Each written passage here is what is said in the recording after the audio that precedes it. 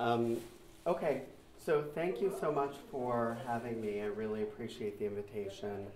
As Patricia noted, I'm a law professor, and so I particularly relish the opportunity to share my work with people outside of the legal academic world. And in particular, of course, this is a really important topic in terms of European governance, so I'm happy to share with those of you who are interested in this field. You also had a lot of years of experience in international arbitration, yes, right? Yes, so my professional background before I became a law professor was that I worked for about 10 years in the private sector, including at Skadden and at Clifford Chance doing international arbitration. So my sort of commercial experience is really the dominant role that I play within the law school. I teach corporations, contracts, international business, as well as gender equality, which is the focus of my research. So I'm going to present this paper, which is titled Ladies First, Sex Quotas and Comparative Corporate Governance in Europe and the United States. And I'm going to present it in 5 parts, and I'm going to try to keep it in a relatively structured form, although if you have questions, feel free to interject during the presentation. Since we're a small group, I want this to be a conversation as well as a presentation.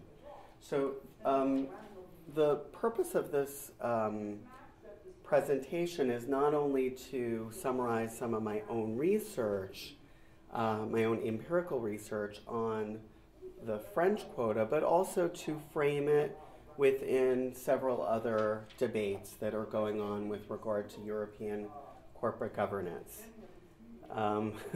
So first, I'm going to give you a little bit of background on what these corporate board quotas look like, how they function, and also to talk a little bit about what a corporate board does, because not everybody has the background to really understand what the corporate governance model is. And then I think it's useful to understand how these quotas work. Then I'll give you a little bit of background on my study, what literatures I looked at, what my method was, and my hypothesis. And then I'll give you a summary of the results that I found in the study, which I'm in the process of writing up now and hope to publish later this year. And then the last 2 parts of the presentation will focus first on the question of stakeholders, which I think is an important and interesting difference between the United States and the European Union context. In the United States, there's much less attention paid to stakeholders, generally speaking, particularly with regard to corporate governance, and so I'll be emphasizing why that is and how the quota might affect that difference. And then finally, I'll close by talking about some costs that the quotas carry with them, and then other potential remedies. And here's where I will bring it back to the United States by talking about different ways to improve gender equality within the corporate governance structure. Okay? So, all right, so just to start, to give you a little super quick primer on corporate governance, has anybody studied corporations in any formal way? 2 of you have? Okay. So for the 2 of you who have, this will be a refresh, but for the rest of you, hopefully it'll clarify what I think is fairly mysterious to most people, which is how corporations are structured and how the power of a corporation is exercised. So the shareholders own stock in a publicly traded firm, and the shareholders elect the board of directors. And the board of directors is a small small group of people. Their main job is to hire and monitor the executive, right? So the board is the group of people that selects who the CEO is and who the top management team will be. And their job is not just to select that person, but also to monitor the strategy that that group brings to the corporation. These board members are part-time employees, right? These are not people who are dedicated full-time to the corporation. Typically, they are people who already have executive experience at other firms. That's not always the case, but it is typically the case, particularly in the context of large corporations such as the ones that were the focus of my study. And so these board members owe a fiduciary duty to the corporation. The thing that keeps them honest, if we want to speak in colloquial terms, is that they owe this fiduciary duty and that they might be held liable for breaching that fiduciary duty if they overstep their bounds, if they ignore their responsibility to effectively monitor how the corporation is functioning. Okay? So the shareholders own stock in the firm. They elect the board, and then the board hires executives.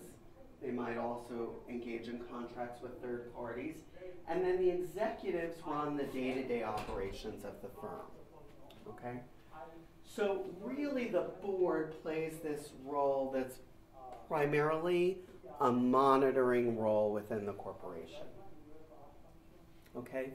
And so we'll come back to a little bit later why it's an interesting choice to institute a quota at that level of corporate governance. All right. But the upshot with regard to the board is that they have the ultimate legal authority over the firm. Now let's talk about what the quotas are and what they try to achieve. So let's start with the original quota, which is Norway's corporate board quota, adopted in 2003, which required a 40% floor for either sex on corporate boards. It was phased in from 06 to 08 with a deadline of January 1st of 08. And because the penalty for noncompliance was dissolution of the firm, there was complete compliance. Now, that said, of course, there were a couple of companies who were smaller firms or more mid-sized firms who chose to go private rather than comply, or came up with some accommodation, but they were real outliers. Overwhelmingly, firms did comply. And the reason this penalty was instituted is because it was, the quota was put into the corporate registration requirements.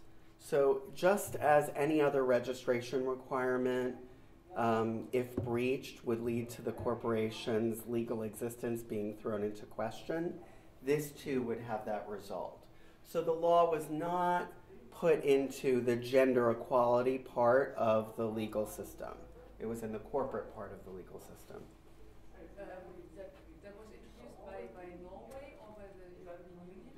This is a Norwegian proposal that governed Norwegian corporations. Okay. And so I'm going to be talking today primarily about national quotas. I'll be giving two examples, the Norwegian and the French. I'll describe the others afterward, but including the European one. So the Norwegian quota has this element which made it a little bit easier to comply, which was that that there's no limit to how many boards a person can serve on. And so the top firms identified certain individuals and put them on many, many boards. Indeed, there was one woman who served on 8 boards. which for those of you who have some understanding of corporate governance, it's clear that that is far more boards than one can effectively govern. Yeah. So then we'll talk about the French quota. Now, in between the Norwegian and the French quota, there are other quotas that surfaced, but they were not of the same binding nature. So the Spanish implemented a quota, the Italians and some other countries as well, but those were hereditary quotas. They were not mandatory quotas. So I'm really focusing on the ones that function as hard law within the corporate governance regime. So the French law, unlike the Norwegian law, was put into place by a conservative government. So this was under Sarkozy, and passed by a conservative Assemblée and Sénat. And it draws on the French corporatist history. So unlike in the United States, within Europe there are many countries where the state is intertwined with the corporate sector. Indeed, the state is a large holder still for many of France's largest companies. The quota in France basically copied Norway's structure. So whereas France previously had a quota for political representation called parité, which was passed in 2000, that required half of all candidates for public office be women, when it came to adopting a corporate board quota, they chose a different framework. Rather than picking half, they picked 40%, and that's a floor, so it would apply to either sex. So if there were, in some hypothetical future, 70% women on a board, that would equally violate the law just as 70% men would. Right. And the enforcement regime in France is similar, although not as clear-cut as the Norwegian one. The regulation in France basically says that the decisions made by a board that's not in compliance will not have legal force. So essentially what it does is it leaves the board without the power to make any decisions.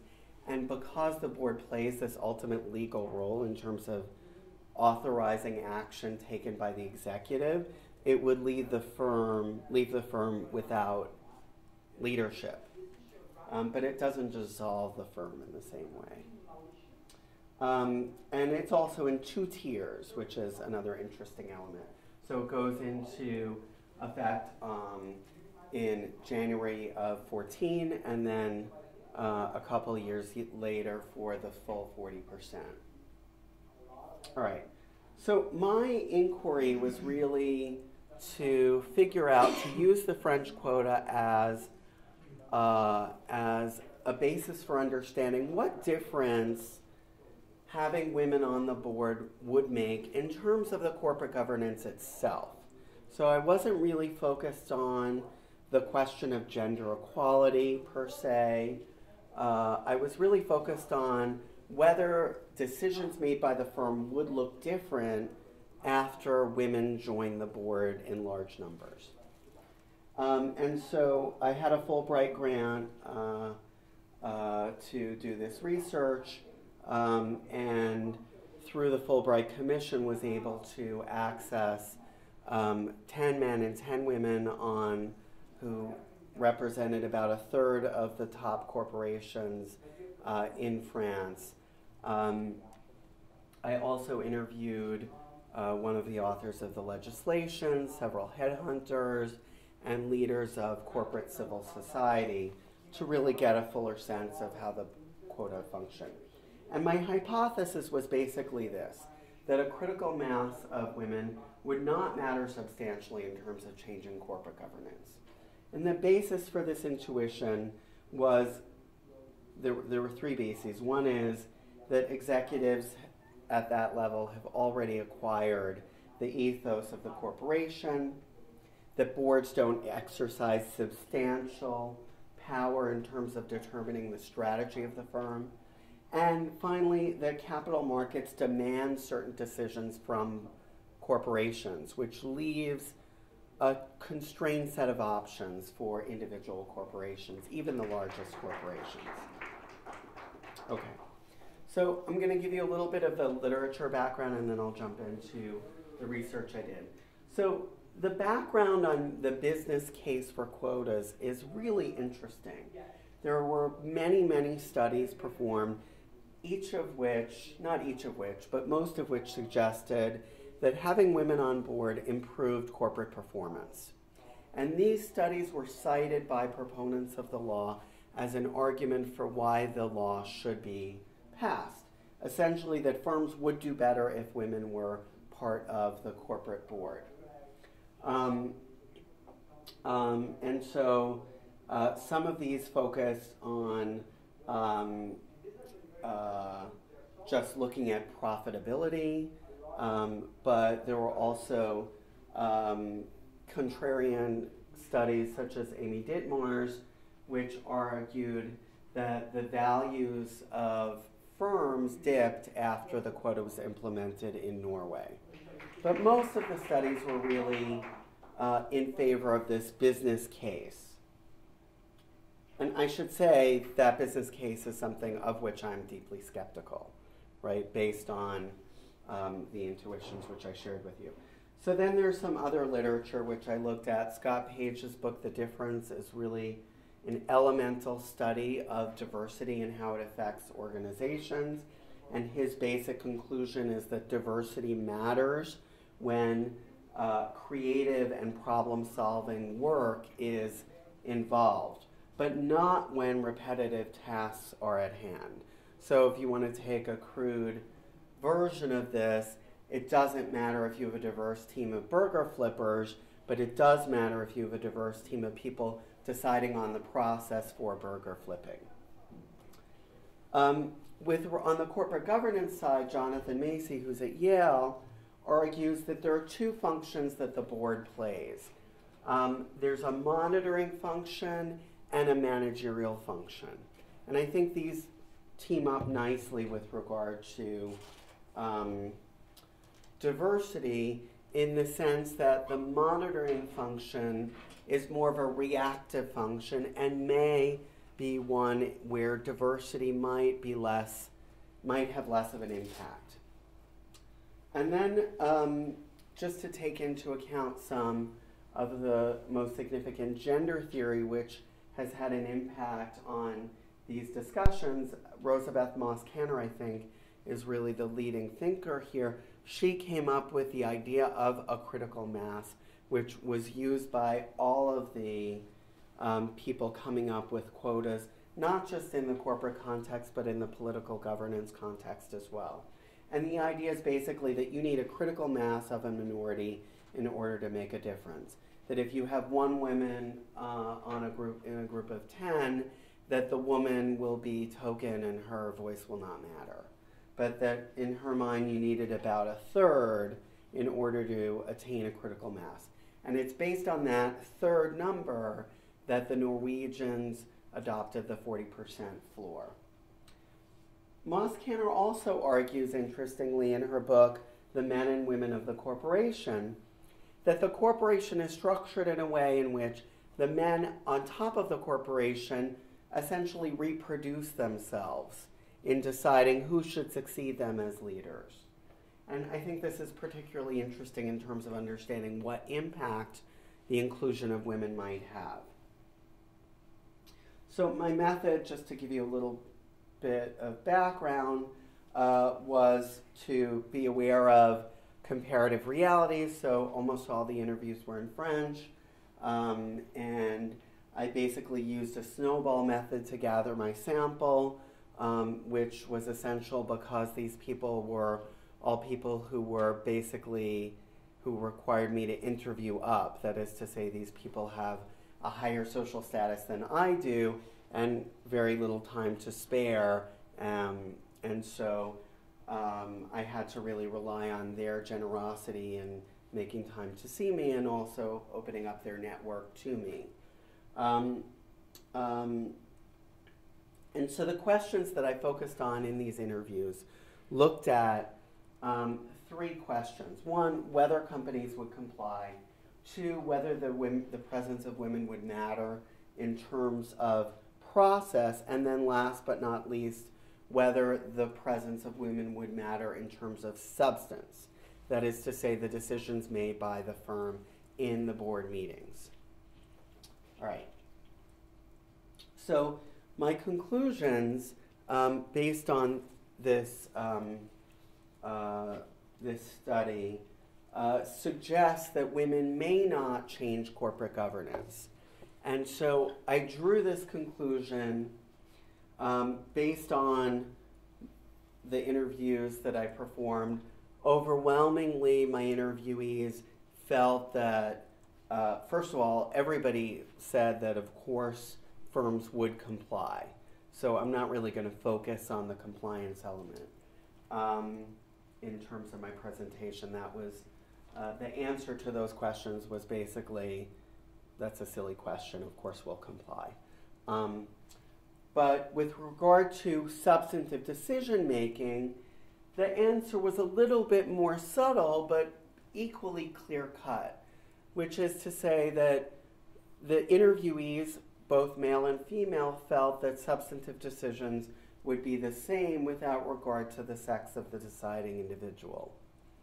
And I think this is consistent with the literature that I looked at, in the sense that process lines up with monitoring work and lines up with responsive work, as Page sets it out, which is a context in which diversity matters less, right?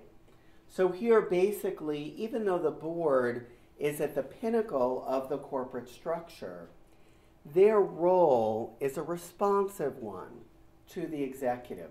Their principal job, again, is to select the executive. It's the executive that's creative, that invents strategy, and the board approves the strategy. And in that sense, the diversity on the board might not have as much of an impact. Where it might matter is in certain boards that take on more managerial duties, but those kinds of boards are really only starting to take place, right? So the Macy's assertion that there should be more managerial boards is a response to the financial crisis, and I think some boards are taking this to heart, but on the whole, boards are still largely responsive in their work. This might also explain why the quota was adopted in the context of the corporate board, because it's easier to implement a quota in the board context than at the executive level. If the French state or the Norwegian state were to say, we're going to mandate that 40% of CEOs be women, it would be nearly impossible to implement, right? It would be, the resistance from the corporate sector would be phenomenal. Firms would conceivably even change jurisdictions in order to have complete liberty to choose the executives that they want to run the firms. So part of the reason that the boards are the context for the quota is because it is the one spot within the corporate governance structure where this kind of law could be implemented. All right. So the board's role is limited. I've already mentioned that. Many of the interviewees argued that they resisted the notion that there's a substantive impact to sex difference. They said that basically when someone comes into the board meeting, they make decisions that are about their experience, that draw on where their career has been and where what particular aspect of the corporate sector they know, and not based on things like their sex or other elements of their background. And this is consistent with what Moss Kanner is saying, in the sense that the people who are on the board are relatively senior. So their entire ethos is really conformed to the standard of leadership within the firm. So in that sense, structures dominate individual differences, as Moss-Kanner suggested. Now, one interesting element here is something that surfaced, which is related to your question, Patricia, which is that firms, because this is a national law in France, one of the solutions for choosing board members is to get women to join the board who have executive experience, which of course is the goal. But because there aren't that many women with executive experience within France, firms are choosing women with that experience who are foreigners. So they're looking to women abroad to join the board. And so many people refer to this as killing two birds with one stone, in the sense that the firm was both complying with the law and globalizing the firm, which is, of course, an important goal in the current world economy. And so I have a little chart here about that. So whereas people who implemented the law and advocated for the law thought that basically what the board would do, this is a chart that actually several of my interviewees drew themselves during the interviews, which is basically the structure of the firm, right? With the top being the top of the pyramid, then middle management, then lower level managers, and then the workers. So the expectation by proponents of the law and by people who are in civil society who are training potential board members was that the executive committee and the board would choose new board members by going lower down in the corporate structure within the French context, and that would basically break the glass ceiling, right? It would break the glass ceiling by providing higher opportunities for women in the corporate sector within France.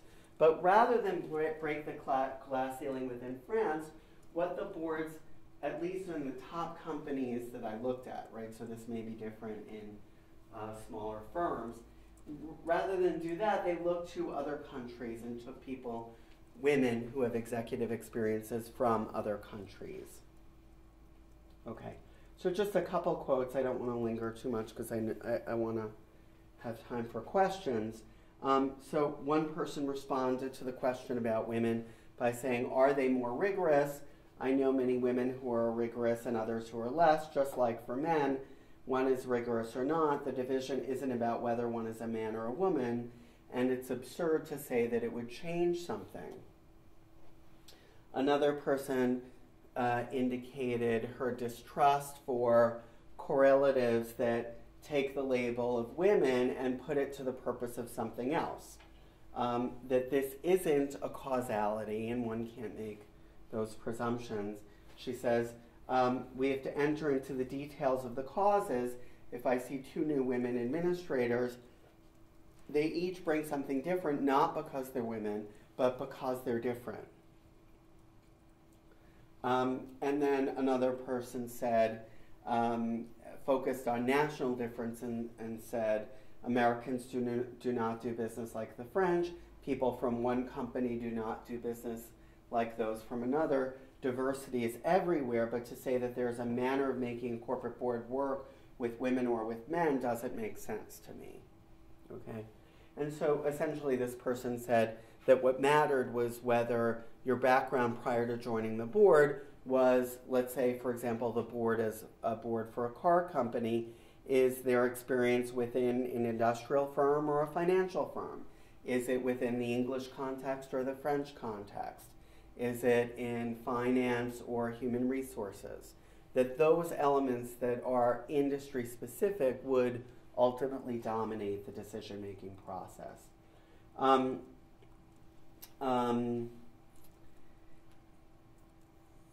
skip this.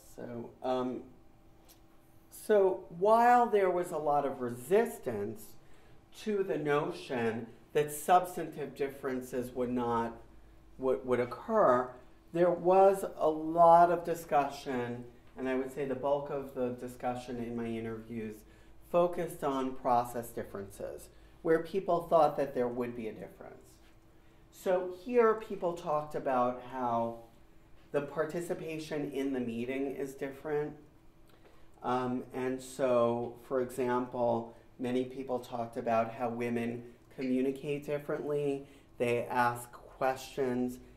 Several people said that women ask idiotic questions. Now, this is a really bad translation. Note that both women and men use this, and I think they used it as sort of a compliment, that basically the questions being posed were really ones that were more methodical, that really forced a mapping out of a decision-making process that basically drove away from making intuitive decisions toward something that was much more logical. And so that's this sort of idea of more methodical deliberation that resulted from women's presence. Women participated differently in effective participation, and here there's an interesting effect of the role of chivalry within the French context. So while France, of course, is a modern country, it is also still a country where men and women have particular kinds of relationships involving flirtation, even in the highest professional context, and also a certain deference that men pay to women. So chivalry plays a role. So if several people are raising their hand around a board table, a few people noted that the men would defer to women to speak first. Now, of course, that can play two different roles. So our initial thought would be that that would favor the woman speaker because she gets the word first. On the other hand, it does permit a counter-argument to be made by whoever's speaking subsequently. That said, most studies do suggest that whoever speaks first grabs the discourse. And so it might be that this gives women more of a say on the board, but I don't have a really clear opinion on that point. My point, rather, is that it does affect the way participation occurs within the board context. Much of this also might have something to do with newness and not with the fact that these people are women. So when you have, and so this connects me to the title of the talk, which is Ladies First.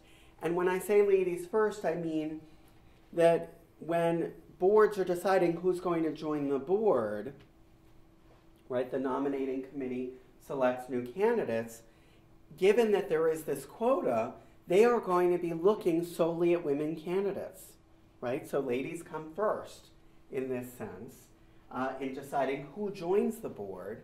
And then it also means that women constitute all the new members of the board. So that when we talk about who's on the board, you will have an effect where people are going to be pushed out of the board to make room for these women.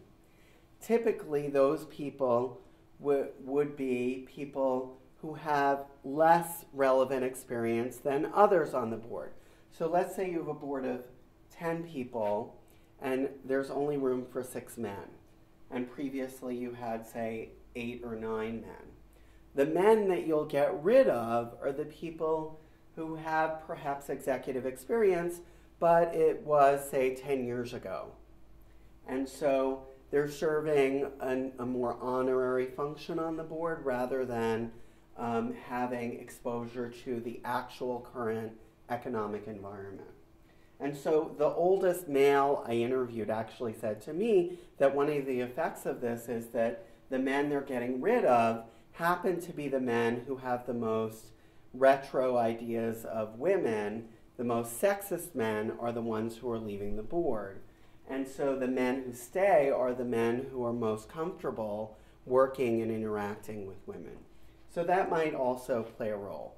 That said, the newness of the women on the board also might play a role. So when one is new in a working environment, one is necessarily going to bring one's best effort to the job at hand, right? You want to impress the people you're working with for the first time, And so that might account for some of the differences that people reported, the newness factor. Last but not least, I wanted to mention some knock-on effects, and this is particularly because we're in the US context. And so whenever I talk about mixité, which is the French term for sex diversity, in the US context, everybody says, well, if you're going to regulate for sex diversity, why not for other kinds of diversity? So in certain contexts, I was able to talk about this with my interviewees, and some people said that that the quota might open up the possibility of broader kinds of diversity. I mentioned the fact that the boards might be younger and less sexist. Some people even said that it might open up possibilities for people from different backgrounds, although I'm relatively skeptical about that. All right, so given time, I'm not going to linger on these quotes, except for this one, which, yeah.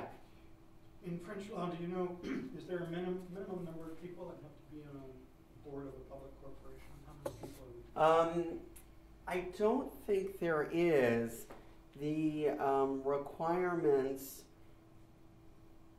don't focus on the numbers of boards, but rather that there be certain kinds of representation. So one thing that I didn't mention is there's mandatory representation for unions on the board or for workers, and that's relatively typical in the European context.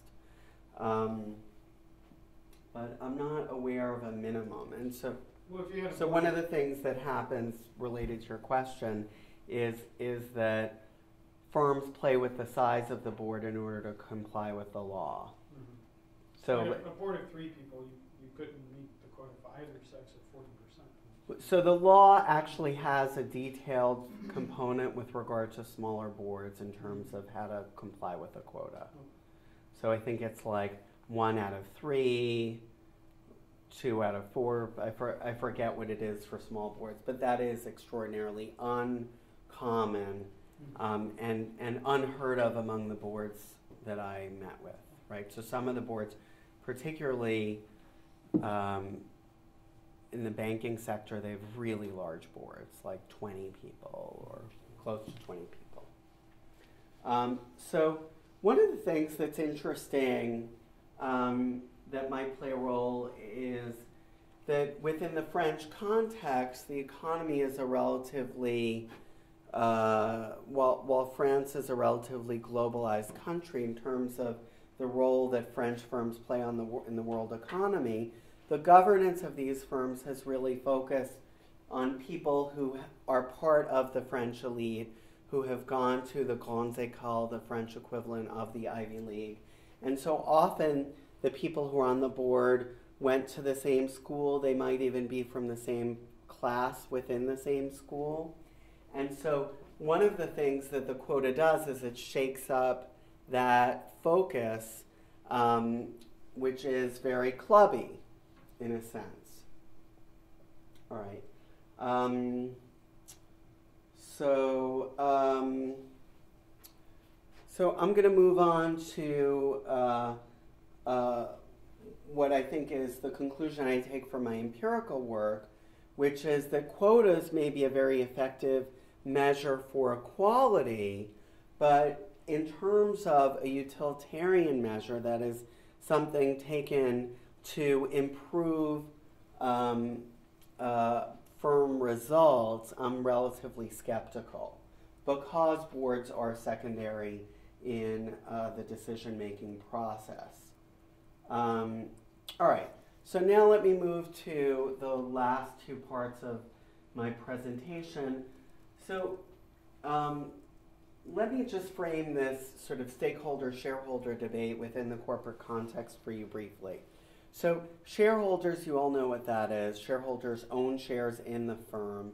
They are the people who invest in the firm, and if the firm goes bankrupt, they lose their investment, right? They are the last to get whatever assets the firm has.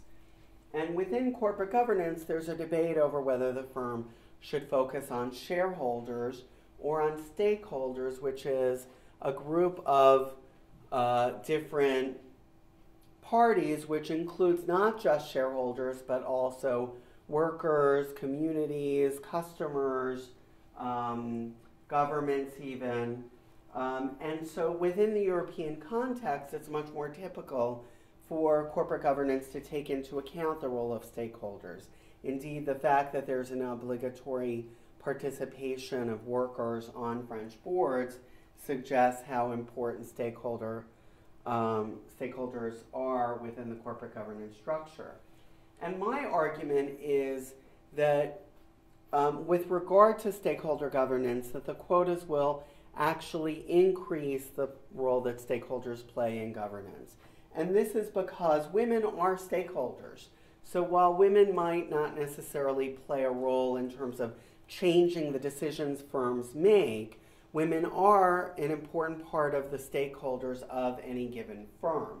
So women are customers, women are workers, they're part of lower management and middle management especially, less so upper management given the glass ceiling that exists in most large economies.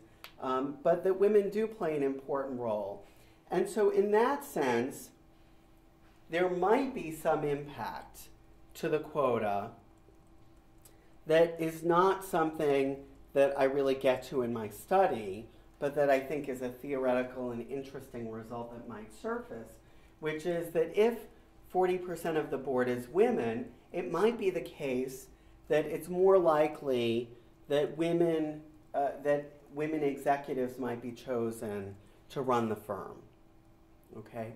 And we are seeing increasingly women being selected to run firms. So for example, IBM's new executive is a woman.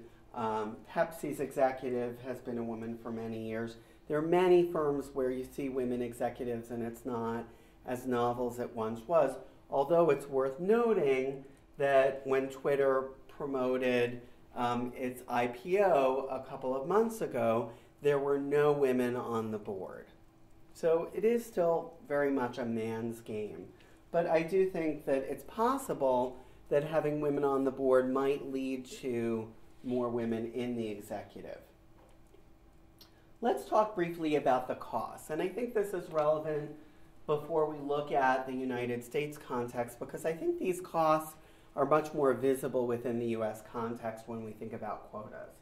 So certainly, from men's perspective, it is a cost, right? There is a generation of male corporate leaders who will not ascend to the corporate board thanks to these quotas. They might resent the fact that the quota has that impact on their professional prospects. They might wait for other opportunities, etc. But it's also important to note the way in which these kinds of quotas reify a notion that women and men are different. And so, whereas in the US context, a US vision of equality is really much more focused on equality of opportunity and not equality of outcome. And in this sense, there might be some stigma that's placed on women who sit on boards because they get that position thanks to the quota and not thanks to their own skill set.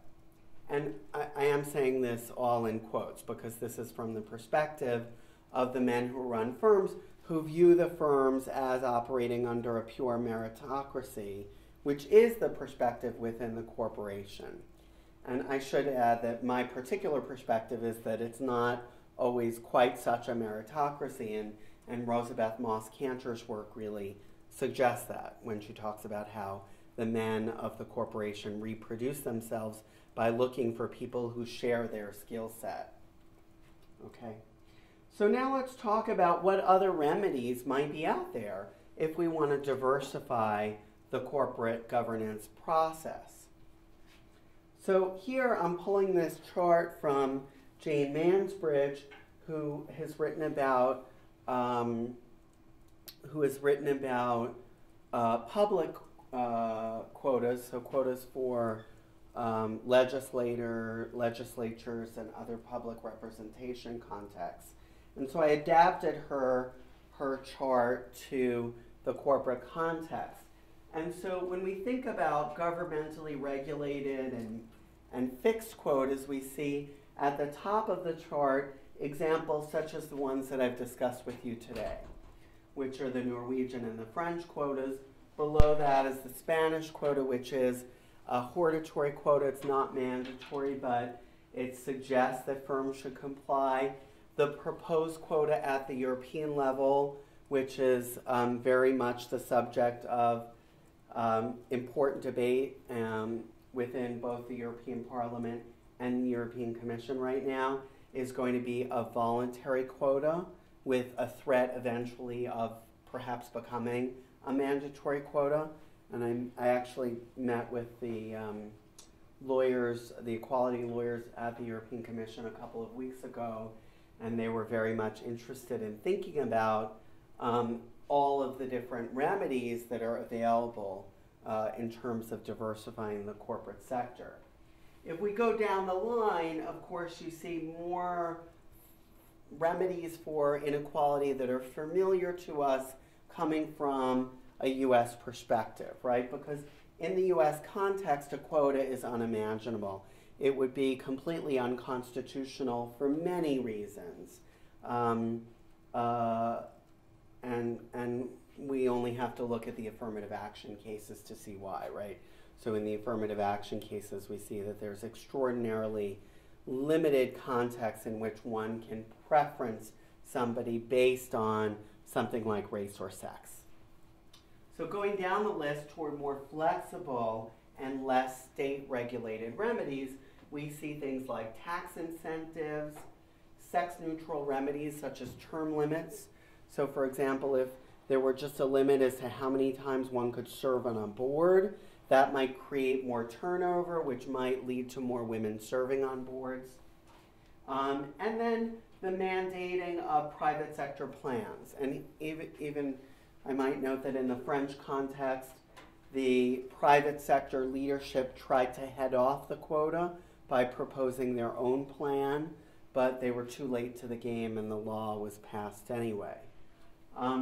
So private sector plans could include things like pipelines for upper-level women in the firm, scholarships for women to acquire greater training within the corporate sector.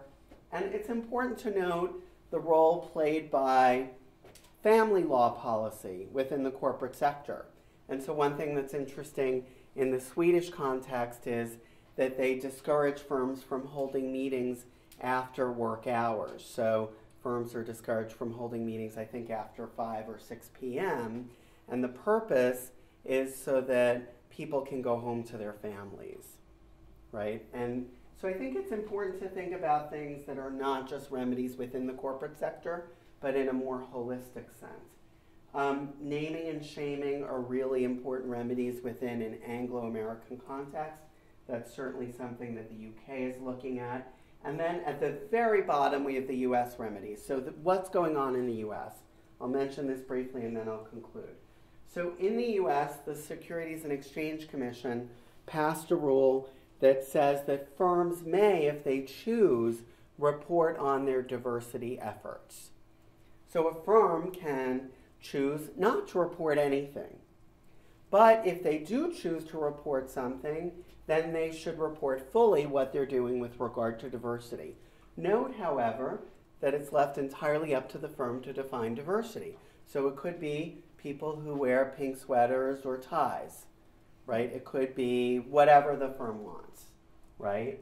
So this is the most voluntary regime, which basically creates a venue for socially conscious firms to legally publicize the way in which they're engaging in diversity efforts. But it doesn't really force anything whatsoever. Okay. So as I mentioned in that last slide, one thing that governments like the U.S. government could consider are things that are more nudges. And so Cass Sunstein's work, Cass Sunstein was in the Obama administration working on instituting some of these nudges. And these are basically things that encourage firms to move toward diversity. Last, it's important to note how, and this again goes to your question, right? Regulation is local, but markets are global. So if one country adopts a rule, it's natural that the firms in that country are going to seek the best talent they can get from the world market for talent. So now in 2014, there are fewer women with executive experience who are not yet on boards because more countries like France and Norway have adopted these rules.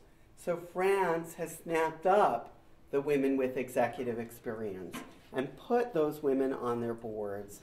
And so this creates some disparities in terms of the implementation of these board quotas.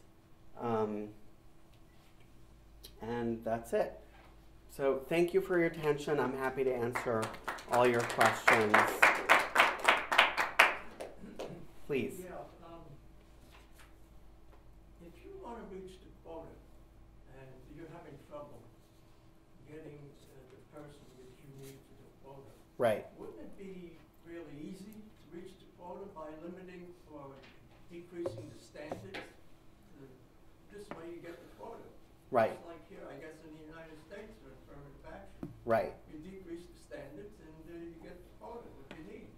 Right. Well, so I'm not going to go down the road of comparing to affirmative action because I think it's more complicated than just decreasing the standards. But certainly with regard to compliance with the quota, many people, when I asked the question about compliance, many people said, of course the firm will comply, and of course the firm is going to try to get the most skilled set of people that it can to fill these positions. Now, it's important to note that these are the largest firms in France. They're held to the highest standards in terms of what they need to look for. They also have the most resources in terms of finding people. So they have the money to spend tens of thousands of dollars on a recruiter to find someone who will fill the skill set that they need. That said, of course, even in this context, there are examples where one might suspect that there's tokenism going on. And so the example many people referenced is Mrs. Chirac, the wife of the former president, Jacques Chirac. So Bernadette Chirac, who never worked in her life, was selected to join the board of LVMH, which is the parent company of Louis Vuitton. It's one of the largest luxury conglomerates in the world, and she was selected to join the board, and that led to a lot of ridicule for both her and the firm because people thought, well, what does she really bring to the board? Now, I did have some people who said, well, actually she brings a lot to the board because she knows all these, public leaders around the world and is a wonderful diplomat for the firm. So even in that context where one might think, oh, there's tokenism going on and maybe this is just avoiding the quota, although to be fair, she was named before the quota was implemented, there are arguments that can be made. You're not going to see in a large publicly traded firm something like, just naming your mistress who is a hairdresser to the board, right? That's probably not going to happen in the set of firms that I looked at. But when you go down in the corporate hierarchy to more mid-sized firms, that might be possible, although note that the quota, at least within France, only applies to firms with more than 500 employees. So you're not really looking at family-owned firms in the same, or small family-owned firms. There are, of course, large family-owned firms, and some of them I interviewed. But those really adhere to at least French, if not global, standards of corporate governance. So the answer is yes, maybe. Yeah. Yeah. My question is, in your research, did you ever look at profits, or is there information where there are more female board members? Is there higher profit, so lower profit compare all male boards? Yeah. Or even COs, female COs Yeah. compare non-female COs, any profits? Yeah. Did you get any conclusion to that? Yeah, so I did not do research on profitability. My focus, the focus I chose was really this qualitative study, which is really to understand the corporate governance process from the inside and not from outside metrics such as profitability. As I said, I'm kind of skeptical about whether one can come up with a correlation, much less causality here. That said, there are many studies that suggest that there is a correlation between having women in the leadership positions in the firm and increased profitability. There are several studies about this, some of them done by extraordinarily reputable management firms, right? Like McKinsey and some of the other firms have come out with important studies that suggest that there is a correlation. And while those studies may solve for these concerns, I am skeptical for the following reasons. The board does not run the firm, okay? The board really just affirms, generally speaking, what the executive chooses. So diversity on the board, having a few different faces on the board, is attenuated in terms of its connection to the choices the firm makes. In addition, the firm is operating in a market that is so fluid. So if we talk about any of the large firms in France or any large economy, how do you determine what makes a firm profitable? It's really hard to say, right? Is it the decision to pull out of Brazil or to go into Brazil?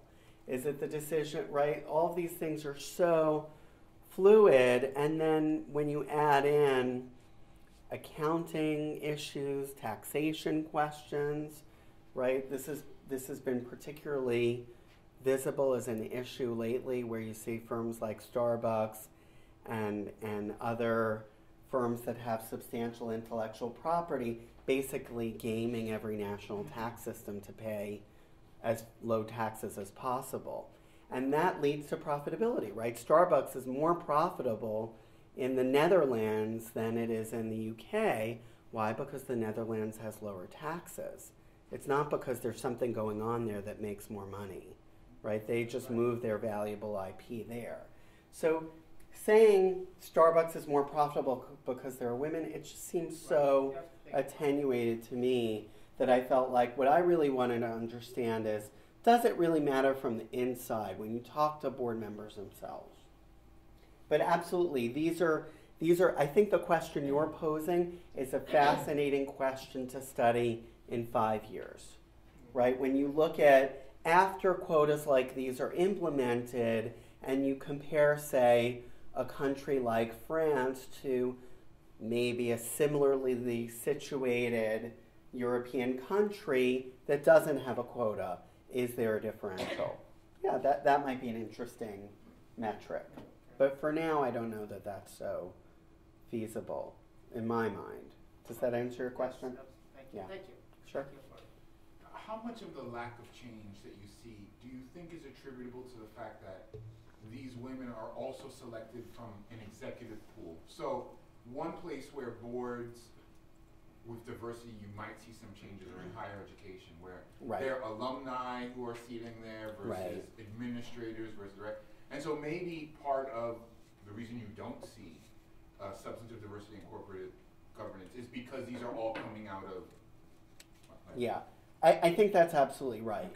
So what's going on with the quota is basically, and I think Rosabeth Moss-Kanter's work, even though it's old, is really foundational here in terms of understanding how a corporation functions.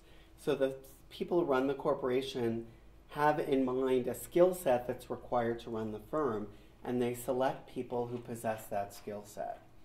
And so the people who will have that skill set possess those executive experiences which you're referencing, which is why when they're forced to choose women, the firms are going to pick foreign executive women rather than going to middle management within France. Okay? Now, that might account for fewer changes, but it might also lead to different kinds of outcomes. So the firms might be more globalized because they have more foreigners on the board. Or it might mean that decisions are less effective because they have foreigners who don't speak French and the real decisions are made in French, right? We can't know exactly what's going on, and these boards are so secretive, it's almost impossible to really know, right? We're really just guessing. And here I have to admit a methodological thing that's a real factor, which is self-representation, right? I interview these people, and they said that they didn't think that it mattered in terms of substantive decision making. But of course, that might be based on their last board meeting, but not the amalgam of all the board meetings they've attended, right? So there are all kinds of methodological challenges in studying what really goes on a board because it is this extraordinarily secretive context. Yeah, Patricia. Yeah, I find that interesting too, that every board member of the quotes you showed, they Yeah. said it doesn't make a difference, yet you have to enforce more gender equality. I know it comes from different sources, I guess, different reasons for it. Right. It's a clash. What I'm wondering is, how did these quotas, I know you didn't specifically study that, but how did these quotas come about? Like, was there a raising, is there something Yeah. specifically European about in the Yeah. 90s raising up this level Yeah. of you want gender equality? Yeah, yeah. Did you want to ask or comment on that? This is an added question. Okay. Who pushed for Right. it and why on the corporate boards? Yeah. Is that, as you insinuated, as you Yeah. suggested, maybe because it's the weakest one where it really doesn't make much of a Right. difference? Uh-huh. Who comes up? I mean, if that is so, it would be brilliant Yeah. in its ineffectiveness, right? Yeah, maybe. Yeah, you wanted to follow.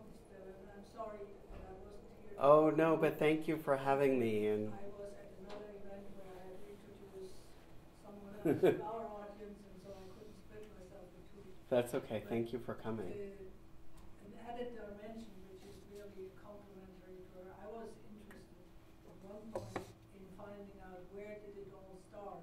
Is the discussion of putting more women in the political sphere, in government, like running for Right. members of parliament, etc. And it was all in Norway.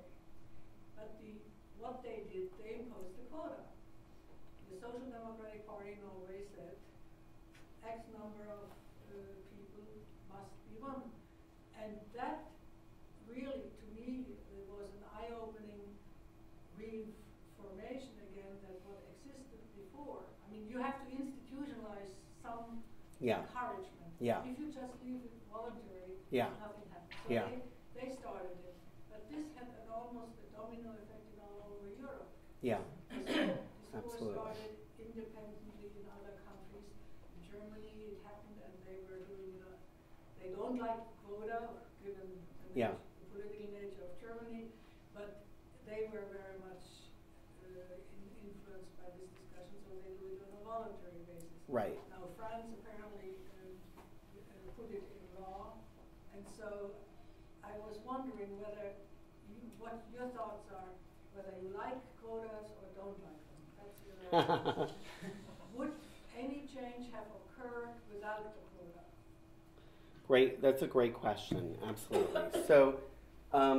So the impetus for the quote, I think you're absolutely right. It's important to reference the fact that for decades there have been these quotas in the political context.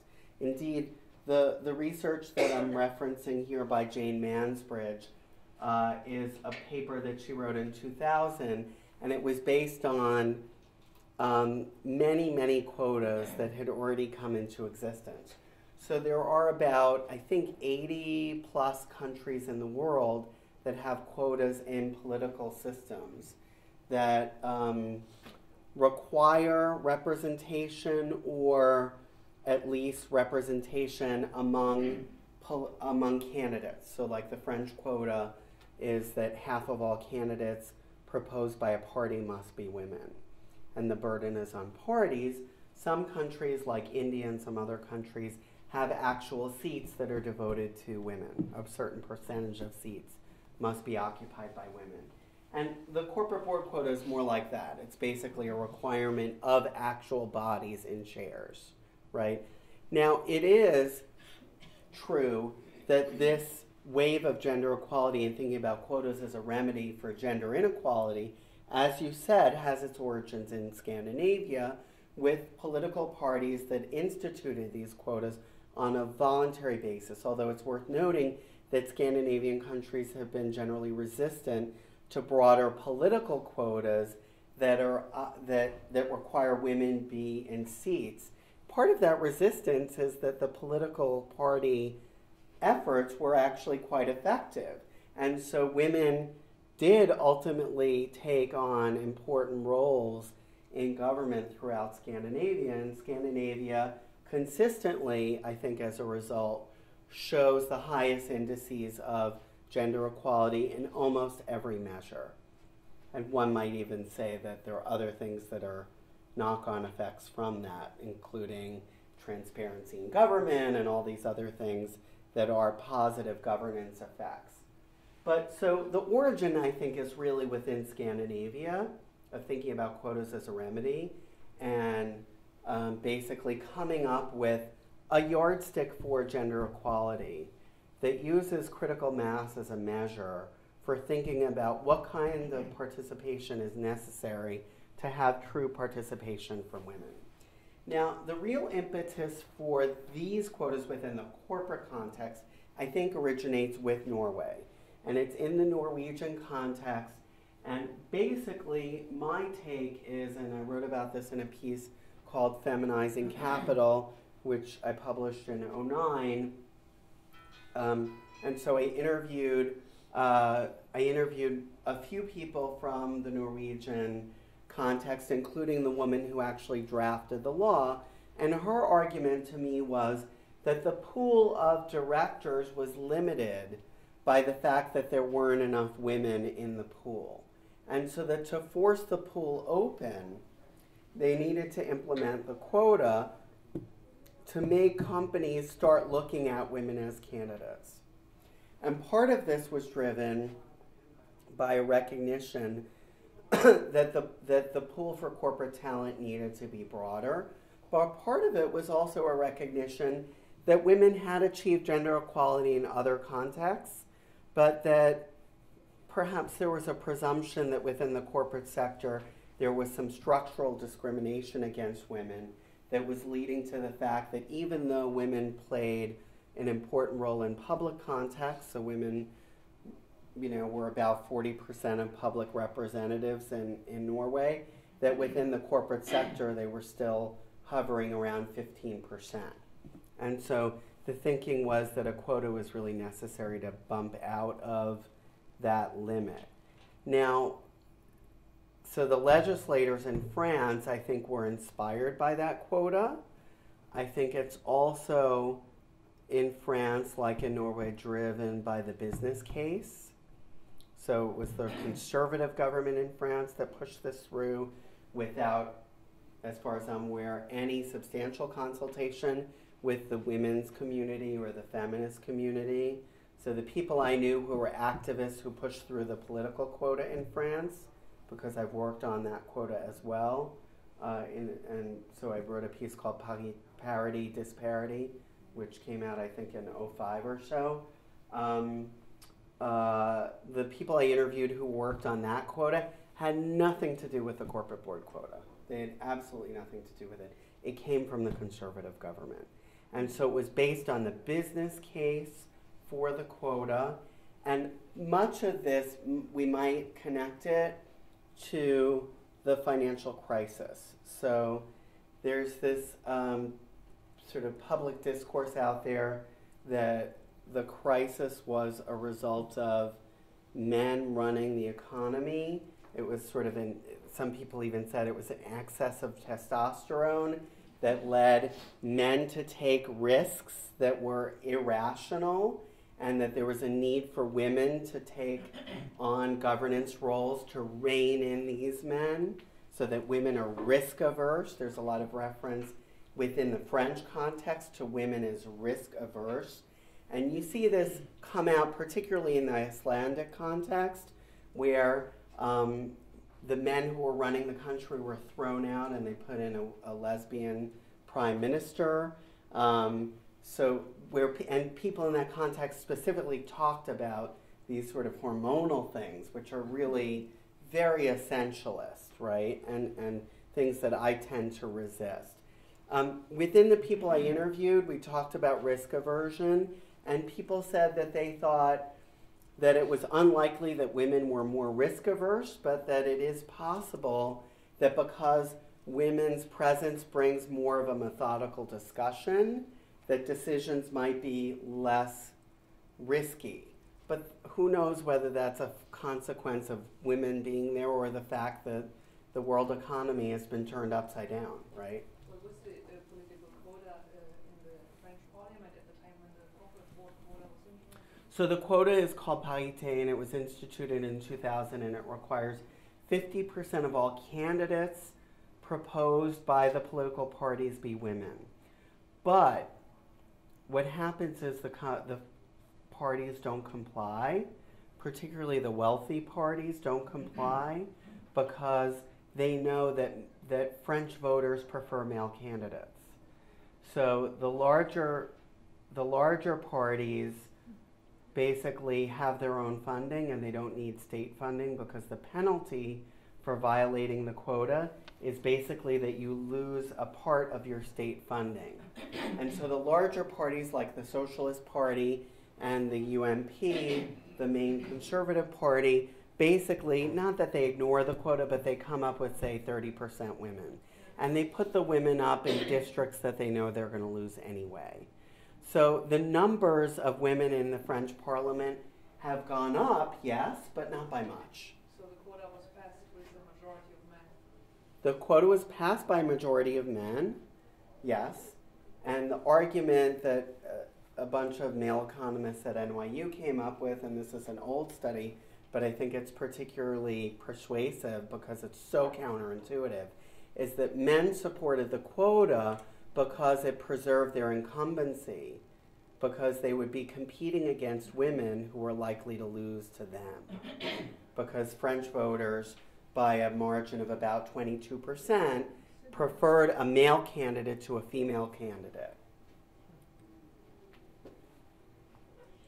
I spend a great deal of time hanging around the United Nations. And Oh, great. Commission on Social Development. So you know all about these political well, quotas also. There's a lot of talk about women's empowerment and gender equality and women's empowerment. Right. To what extent has that influenced either the Norwegian thinking or the French thinking, or maybe it was the other way around? Yeah.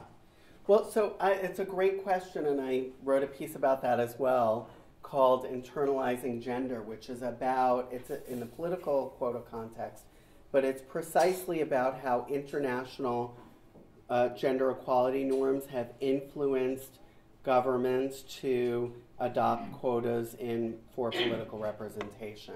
So I trace the connection within CEDAW to requirements for political representation for women and link it in the Brazilian and the French context to the fact that I think it did play a role. And it plays a role in many ways. So first of all, there are transnational networks of women who are empowered by these international institutions to connect with each other and to find out what's going on, right? So Brazilian feminists learn that in France there's a quota for gender equality. And so they find out, hey, let's do that here, right? These transnational networks owe their existence in part thanks to some of the international institutions which you're referencing.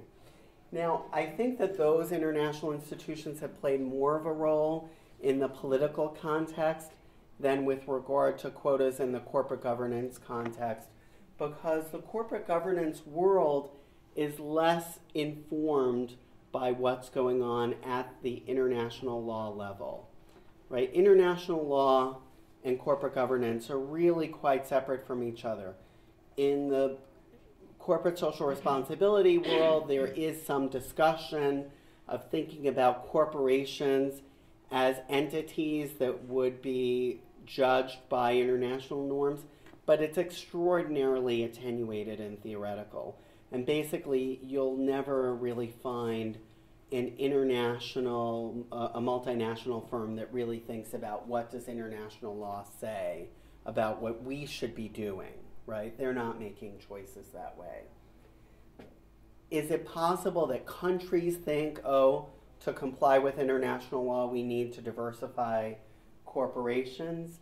It's possible. I mean, I certainly think that the gender equality norms are deep norms, and it's hard for us to see that in the United States because for us, we think of international law as foreign law, but in other countries, international law in many ways is thought of as a superior form of law, right? So the fact... But only when treaties apply. Only when it's a treaty, exactly, absolutely.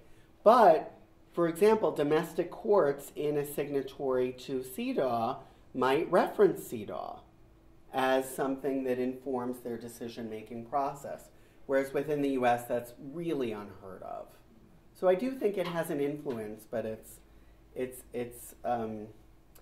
not one that's necessarily a linear one. I have another comment question, Sure. if I may. In many countries now, the percentage of women in tertiary education, higher education, are the majority. Absolutely. To what extent, I don't know, maybe 20, 30 years down the road, might quotas and equality hold women back? Women might actually be not only equal but superior. Yeah. And is equality holding back people who are capable and superior? Right, right. So I think that's a great question, and so it's an argument. I actually wrote a paper on that as well, because basically I've spent my entire academic career. Did you write a paper on my watch? No, but I've basically I've written about so many different aspects of quotas. I think they're really fascinating. But absolutely, yes. So there's a paper I wrote in Fordham Law Review called Loving Gender Balance, which basically looks at the fact, compares these quotas to Title IX. So Title IX is a U.S. law, and Title IX requires that educational institutions devote resources to students and student organizations based on the percentage of gender in the population of students. So if, and as you say absolutely correctly, that women do dominate in higher education. So one of the things you're seeing now is that thanks to Title IX, men's sports are being cut and women's sports are being funded because women's sports have to get a proportionate level of funding, right? So women's sports have to get, if you have 60% of your students at, say, my alma mater, the University of Pennsylvania, 60% of the sports funding has to go to women's sports, right? That's the rule under Title IX. And so in this piece, I sort of muse about whether that kind of quota is ultimately going to lead to certain kinds of excesses that are limited by a quota like the Norwegian quota, which actually protects men from being a minority, which is entirely possible in some hypothetical future in which women who do play a dominant role in higher education take on commensurate roles in public governance and corporate governance that's related to the fact that they are more educated, right? So I think you're posing a really interesting question that will have an impact, certainly 10 and 20 years down the line. Particularly if you look at the numbers, it's like 2/3 in many universities, and in most developed countries, you're seeing phenomena that are quite similar, where men are a distinct minority in higher education. Yeah? One of the problems with boards is that the members are part-time, and they're also, in a major sense, they're captive to the executive of the corporation in terms of feeding them information and setting agendas and whatnot. But absolutely. A board that wants to be activist in agenda setting can do it. And And I can imagine boards that have 40 or 50% female representation instructing the executives of the corporation to study what the barriers are for female employees to advancement to the executive level. What is the pay parity within the corporation? What is the corporation doing to make women have remedies for sexual discrimination or sexual harassment, whatnot? So might be an interesting question 10 or 15 years down the line where the boards are taking more proactive and affirmative setting the policy and an agenda in those sorts of areas. Yeah, I think that's a great point, and certainly at the very least boards ask questions, right? And so they ask questions of management, and if management is consistently making choices that board members who are women find objectionable in some way, it is possible that they might insist on some kind of mechanism to really understand what's going on. The other thing that's happened is this kind of secondary effect, which is that because there's this public norm, at least within the French context, of requiring a certain level of board representation, the private sector has instituted all sorts of voluntary things to encourage it and to support it, right? So many of the business schools have set up training programs for women to join boards. There's an extraordinarily diverse network of women. It's basically like an old girls network, if you will. And they have this huge meeting every year in Deauville called the Women's Forum, and it attracts thousands of women who are in this sector. And that's something that you didn't really see before. And I think that the existence of the quota, even though it might not have a direct effect in terms of the decision making that the boards make, it might have knock-on effects with regard to civil society and with regard to broader questions that the board considers, like the ones that you're proposing, which I think are absolutely possible. Yeah. Yeah. I noticed in your study you use the word sex. Yeah. Over at the UN we hear gender equality. Yeah, I'm very resistant to that. Are interchangeable, or is there, legally speaking, any difference between the two? So my story on this, and every scholar in this field has his or her own story, is that in the US context, sex is used less than gender because the litigation that was brought in the 1970s to enforce sex equality norms focused on the term gender and adopted the term gender. And Ruth Bader Ginsburg was one of the leading litigators in that movement, right? She was running now the National Organization of Women's legal arm, right? And so gender, and there are a lot of people who've written about this, but she chose the term gender and not sex because sex is a dirty word, right? It's easier to talk about gender because it doesn't have this dual meaning of meaning sex, meaning sexuality, or sex meaning the biological difference between men and women. So my definition, so that's my explanation as to why gender is predominant within this field, and particularly in the US.